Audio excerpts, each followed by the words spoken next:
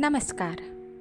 Doctor आंबेडकरांच्या सहवासात या डॉक्टर सविता भीमराव आंबेडकर लिखित पुस्तक वाचनाच्या 15व्या भागात आपण सर्वांचे पुन्हा एकदा स्वागत. मागील भागात आपण पाहिले प्रेमवंचित आंबेडकर. त्याचाच पुढील भाग पाहू या भागामध्ये. मी त्यांना 13 मार्च 1948 रोजी एक पत्र लिहिले.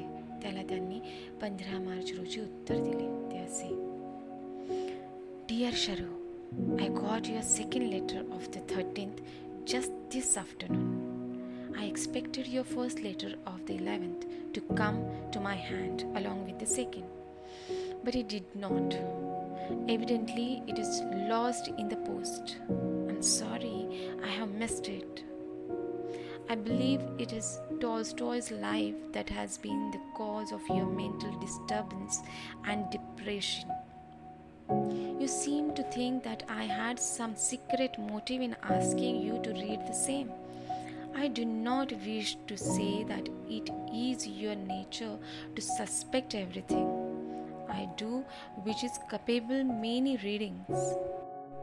Or it may be that coming as you do from a world different from mine, you do not like to trust. I cannot help to cure you of this, but I hope our association will teach you in course of time that you had no ground for distrust.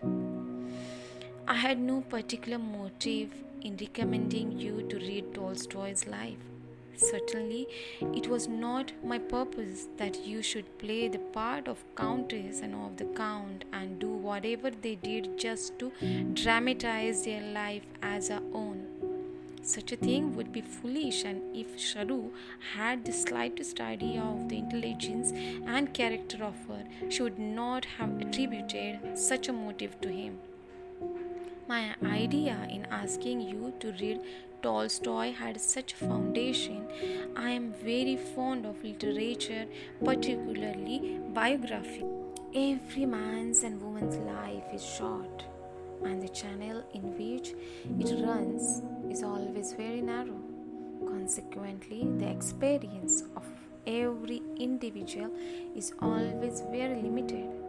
A limited experience gives a narrow range of sympathies. Such a person is often misfit in life, for in one's life one is bound to meet persons who have led different sorts of lives and have different experiences to recount, and unless one is aware of such experiences undergone by other people, there is no ennoblement and enrichment in the values of life. Tolstoy is not my hero. In fact, no author is my hero. I'm very selective.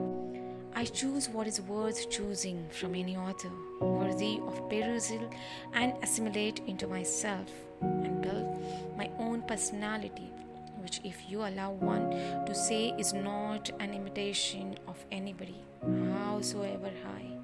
It is my own original self. No catch and no game in my having asked you to read Tolstoy. There was, if any, one motive which I do not mind disclosing you. Scientists are good in their laboratories, but the laboratories are not the whole world. The world we live in is quite different from the laboratories. Scientists appear to be such poor specimens of humanity outside the laboratories. It is because they have no general knowledge of humanity, and this is so because they never read general literature. I have a feeling that you too have tenets of scientists, and it is because I don't want you to look fool when you appear in society that I want you to inform your mind, enlarge the scope of your ability for intelligent conservation, that I want you to read general literature. Do you doubt the necessity of your being educated along the lines I suggest? Do you doubt my motive in asking you to read Tolstoy? At this age, I cannot be as active as a man of 20-25. My disease has made me more inactive than I would otherwise be. Since you seem to abhor sex, My condition is an advantage to you. I cannot, however, say that I am altogether devoid of sexual urge. However, you can rest assured I will not force myself on you against your wishes. I am a gentleman, and if a woman against whom I have the rights of a husband, I can practice self-control and continence, which I have been used it for the last 15 years. But having given my word to take you as my wife, I will not paw, sneeze and snatch as an angry cat does when it is annoyed. I am determined to make you happy no matter what that it is. I am sorry for the depression that overcame you. I hope this letter will lift it up. With fondest love from Raja. Doctor साहेबांनी टॉल्स्टॉयचे चरित्र मला वाचावयास सांगितले होते. त्या चरित्रात टॉल्स्टॉयची बायको संशयी आहे असे दिसून आल्यावर मला असे वाटले की त्यांनी मलाच संशयी दाखविण्यासाठी मुद्दामच त्या चरित्राचा संदर्भ दिला. त्याप्रमाणे मी माझा राग पत्र लिहून व्यक्त केला. तेव्हा त्यांना ते त्यांच्या मनाला अतिशय लागल्याची या पत्रावरून चांगलीच कल्पना येईल.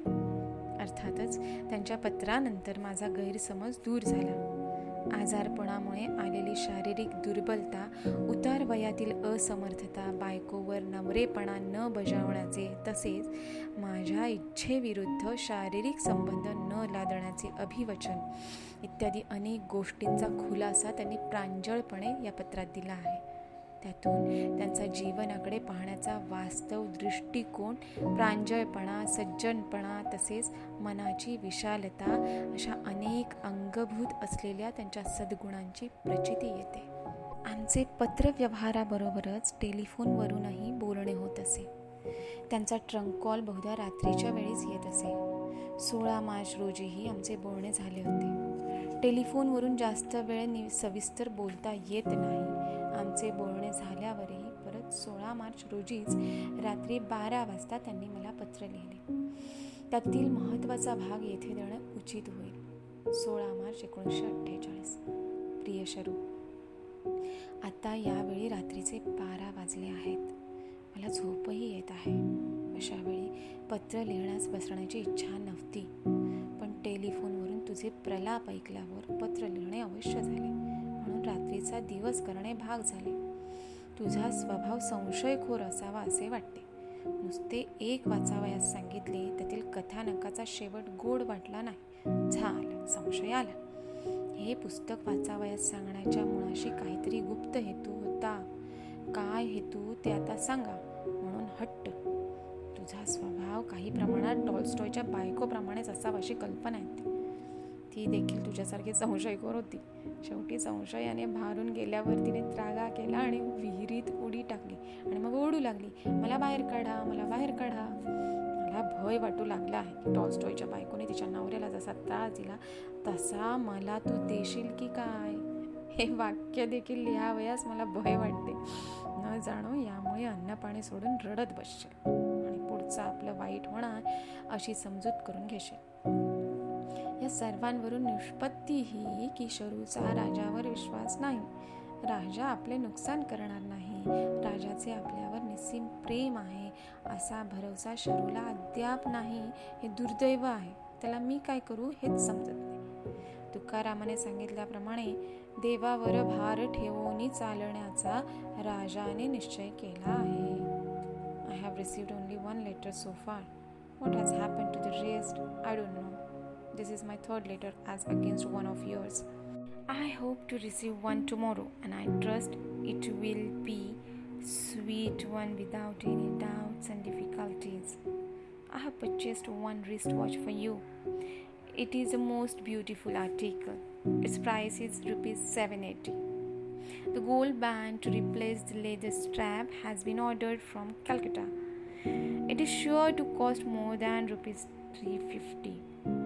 I am sure you will like it. The event as arranged will take place here in Delhi.